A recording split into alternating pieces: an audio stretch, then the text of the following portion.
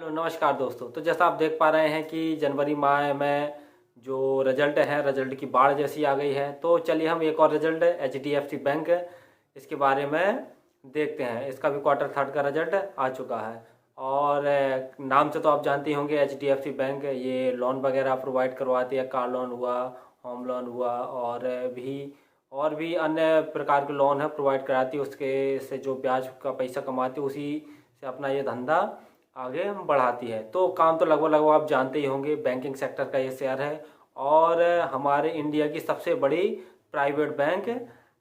तो चलिए हम देख लेते हैं इसके रिजल्ट के बाद। HDFC बैंक का रिजल्ट खोल लिया है जैसा हम देख पा रहे हैं। और जो ये टोटल फिगर है, हमारे फिगर देख रहे हैं इन लाख वहाँ दिया, यानी लाख में ये टोटल फिगर दिए हैं। तो हम देख ले रहे हैं टोटल इनकम जैसा हम देख पा रहे हैं 3 नंबर पे। तो हमारा इस क्वार्टर यानी दिसंबर क्वार्टर में हम टोटल इनकम देख रहे हैं तो 51,20,761 की हुई है। और जस्ट पिछले क्वार्टर में देख रहे हैं तो 46,18,196 की टोटल इनकम हुई थी।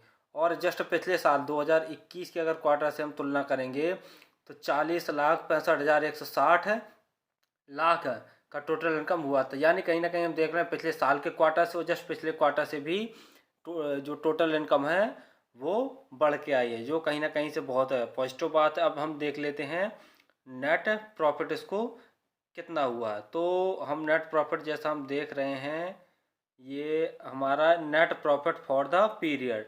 तो हम नेट प्रॉफिट ये देख ले रहे हैं 14 नंबर पे।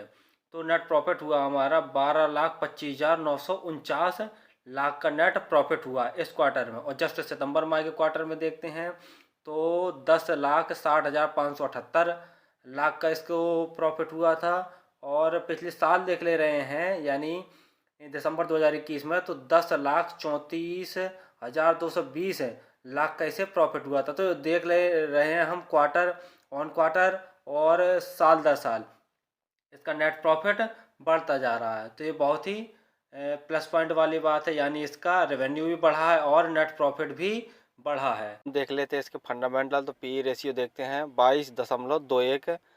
और ROE देख लेते हैं। ROE तो बढ़िया 15.82%, लेकिन ROCE है जो कुछ खास ठीक नहीं है। अब शेयर होल्डिंग पैटर्न देख लेते हैं। तो जैसा प्रमोटर्स है, प्रमोटर्स की हिस्सेदारी लगभग सेम ही है, थोड़ी सी घटाई है हिस्सेदारी। FII इन्होंने भी अपनी हिस्सेदारी सिर्फ नाम मात्र ही घटाई है। म्यूचुअल फंड वालों ने भी देखते हैं तो नाम मात्र हिस्सेदारी अपनी घटाई है। और जो इंश्योरेंस कंपनियां वाले देखते हैं तो इन्होंने अपनी हिस्सेदारी ताबड़तोड़ बढ़ा दी है, एंड 0.73 से बढ़ाकर 7.87% कर ली है। और यहाँ DII देखते हैं तो इन्होंने अपनी हिस्सेदारी एकदम घटा दी है, 8.5 से 1.83% ही बचाई है। और अब यहाँ देख लेते हैं हम जैसे रिटेल भाई यानी नॉन इंस्टीट्यूशंस। तो देख लेते हैं 14.69 से घटकर 14.52% बची है। यानी देखा जाए तो शेयर होल्डिंग पैटर्न भी बढ़िया है। इसके चार्ट के बारे में तो जैसे चार्ट देख ही पा रहे होंगे ये लगभग 1700 के आसपास है, यानी अपना हाई मारा। और लो देखा जाए तो अभी 1600 के आसपास इसका प्राइस चल रहा है। और कोई भी शेयर हो में तो धीरे धीरे ही बढ़ता है। इस प्रकार से देखते हैं जैसे हम यहाँ घटा के अगर किसी ने ये 2016 में ख़रीदा होगा तो लगभग 400-500 के आसपास पड़ रहा होगा।